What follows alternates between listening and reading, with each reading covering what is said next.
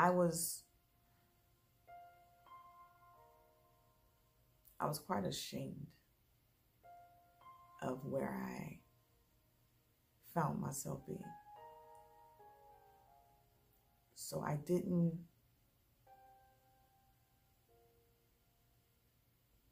want people to know, because I didn't want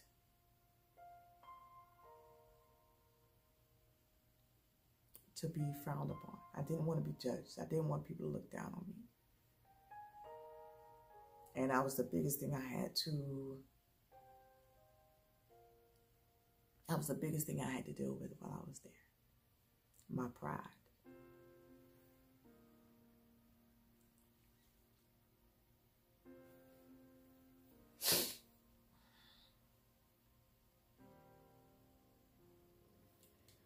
For the most part, I was a model inmate. Didn't get into trouble. Didn't get involved into any drama. I kept my head down. I just wanted to do my time and leave. And wanted to be as involved in bettering myself in the process. There were some COs, correctional officers, that did abuse their power.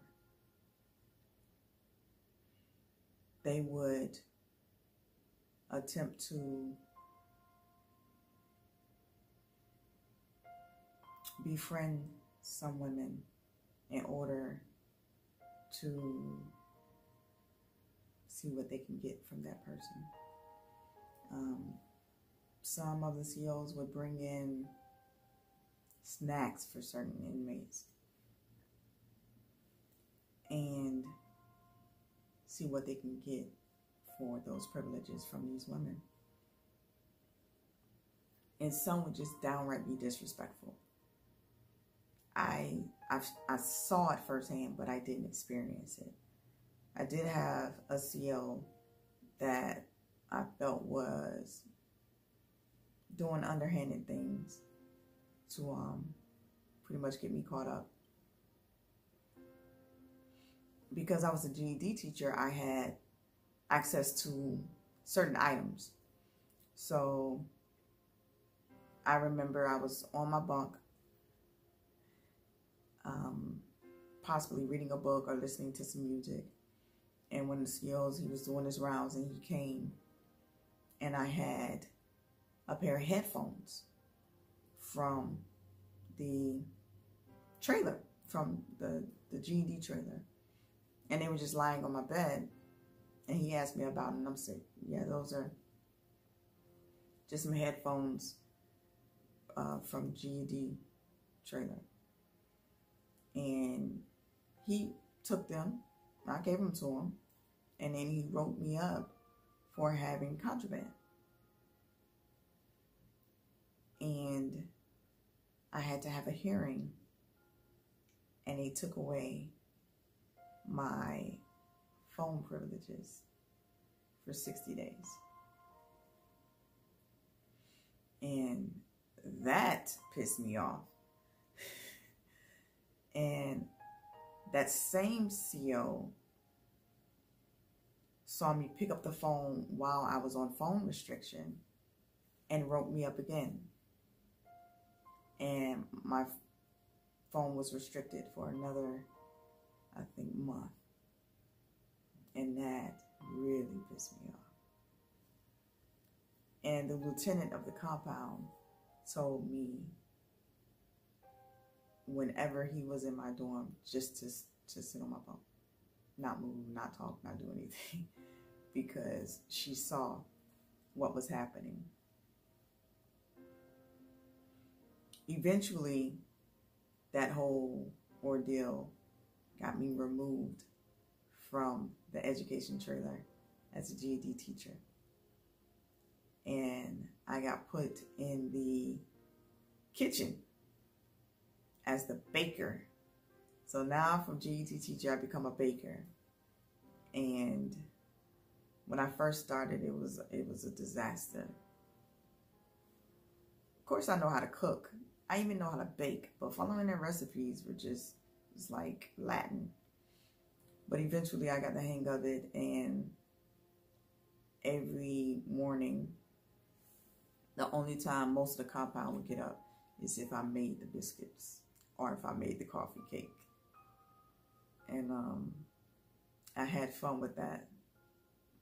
While I was in the kitchen, my lieutenant threatened to put me in psych. And it was because I was losing weight at a significant pace. But most people, when they get into the kitchen, they gain weight. It had the reverse effect because I saw what we were actually eating and how it was being prepared and cooked. And I was like, I don't want that. It was stuff that I didn't eat. First of all, I didn't eat bologna, which was one of the things that they fed us in the chow hall. I didn't eat bologna, and I didn't eat peanut butter and jelly. I did not eat ramen noodles or ramen noodles. Didn't eat that. And I remember someone asking me if I wanted some noodles, and I was like, no, I don't want that. And they literally said, are you too good to eat noodles? And I said, I didn't eat it before I got here. I'm not eating it now. It was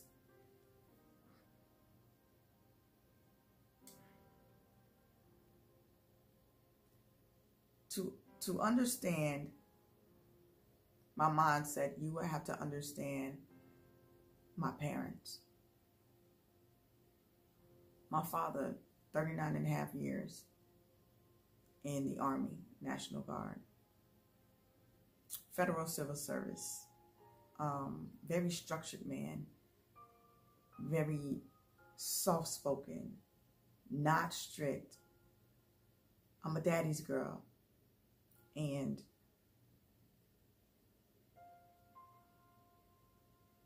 I was brought up a certain way. I wasn't brought up in a way that I should have been in prison. There are a few things that prison taught me.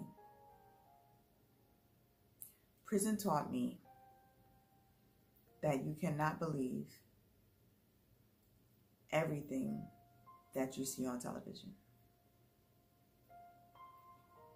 Prison taught me that I didn't know what the face of crack looked like, that I didn't know what the face of heroin looked like. I didn't know what the face of murderers looked like.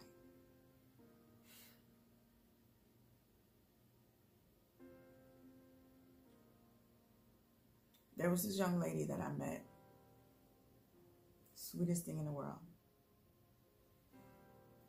And she had gotten a couple years for stealing to support her habit.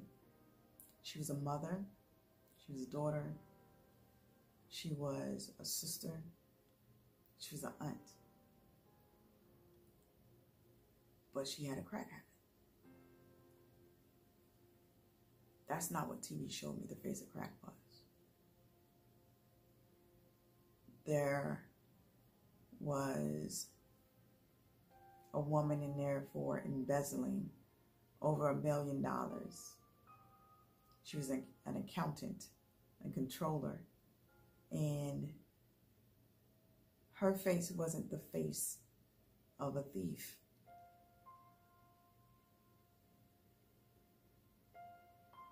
It's amazing what the news and society and what social media feeds us, and we believe it. Just know that people don't look like what they may have been through, or even what they may be going through.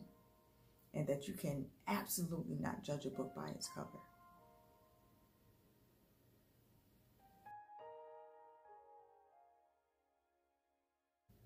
One of my students who was a hothead, she had a mouth on her.